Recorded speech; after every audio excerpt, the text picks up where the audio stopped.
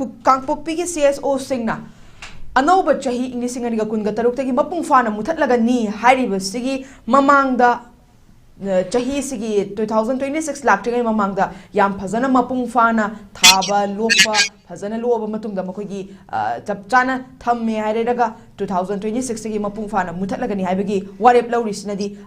करी खोंथांग लैबगिनो अमदी करबा वाखलोंदगी ओइरकपा याबगे हाइबदु कया थोकना येंगबे यानी ओजा कमाय थमिनी सना अखोगी लैरिबा मणिपुर की जोग्राफिकल लोकेशन अमदी मालेम पुंबना होजी खंगमने अखोई कुकी कम्युनिटी की कइनो सिंगसिना अखोई फॉरेस्ट लैंड मखै सेलोइना कोथोगा अखोई पोपी मास कल्टिवेशन तौरगा ह्यूज अमाउंट करोड़ करोड़ कइनो मयाम अमा तालेसी मसी खंगमनेना होजी सि कुपसन नंबा होनबा अमदी अखोई लैरिबा मियामदा अमदी लैरिबा मालेम की थाकता इंडिया के अतोप तोप स्टेट से ममांग सिदा कुकी लैरिबा CSO सिंग कइनो सिंगसिना मसी अखोई पोपी थावती बेन तौरे हाइदुना मोसिगी मियामदा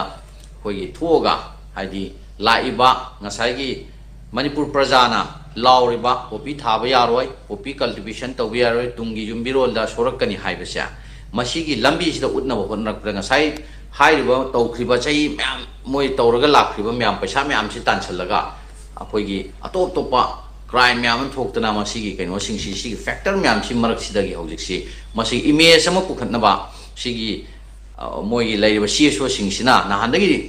करीमता हाइदना हंदक 2026 तगी पोपी थाबा अदुसु कांगपोक्पी डिस्ट्रिक्ट की मनुंगी हाइको हाइदा अतोपगी कइनोदी उदे पाकपनबा अदु मोयना हाइरिबा पोटसिदा कोइना येंगबा यारिबसी इमेज अमा कन्नबा कम्युनिटी अमा ngसागी पोपी थाई हाइबसी मियामना लोइना खंगबा प्रूफ म्यामम लैरबा अदुंबा कइनोसी रिकॉर्ड म्यामम लैखरमनिको फाबा करी तौबा अदगी जंगल कोथोकपगी फॉरेस्ट एरिया मखैस लोइना कइनो तौदा डिफोरेस्टेशन तौदना क्लाइमेट की करी की चेंज लापगी सी मरम फैक्टर म्याम से लापनी ना होगी माले म्याम ना खंगे कुकी कम्युनिटी की कइनो सिंगसिना लैरिबा मणिपुर की जंगल की कइनो से लोइना कोथोगा पोपी थाइब से खंगपसिना मसीगी कुपसननब होनबगी फैक्टर अमा लैरे अनि सुबदा यामना इंपोर्टेंट ओइबा कइनोना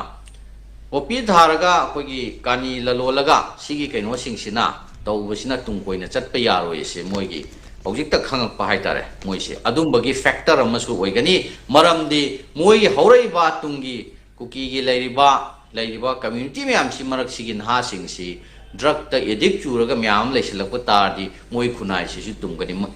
अदुगी कइनो सिंगसी वखल लोन हौजिक लाकपा अदुना हेक हाइनब लैत्रो अखोइगी what Bengal thinks today, India thinks tomorrow guide advance or what Manipuri people thinks today, haiga cookie thinks tomorrow haibdo adugi kainogi mawongda hojiksi moisi moina tawjaruriba akogi phattaba thabak singdo aduna masada mo hanjallaga laijuraga aduduna chasallakpagi moigi community singsida usalakpa masigi second factor amas oidorni aduga masana phattaba thabak tawrubo mayamdo aduduna onthalaga moi community singsigi तुम्बा याबा तुंगी कइनो जुम्बिरोल मखै मोगी लैरिबा community ma'am से अखोगी tribe ma'am से थादो ओइगर पाइटी सिमटी ओइगर मार ओइगर लैरिबा ma'am मखै सिदा को गांगती ओइगर मसिगी मखै सिदा हौरैबा युत मखै से मांग तारे हाइबगी वखल लोन से लाखो सु माली अदबु मोइन हाइरिबा कइनो सिंगसी हौजी थोइबा अहुम सुबदना अखोगी थोइबा स्टेटमेंट सिना फॉलो तौरगा अखोगी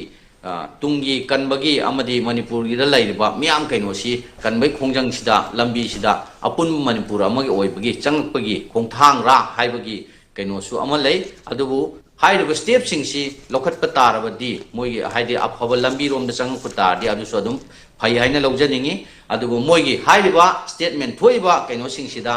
कयाम मतिक चुमदोरिनो कयाम मतिक कइनो तौदोरिनो हाइरिबा इम्प्लीमेंट तौदोरिनो मोइना करम मोंग कोऑपरेट तौरगा पोपी थाबसिंग फागत तोरिमनो अमदि आइन की मतुंगिना करमाइना कइनो तौदुन हाइबसे मसिगी स्टेटमेंट खक्ता थोकप नतबा अमदि प्रैक्टिकली उन उत्पदो मदु ngai मिनरगा यंगमिना सेना सुमाइन थमजगे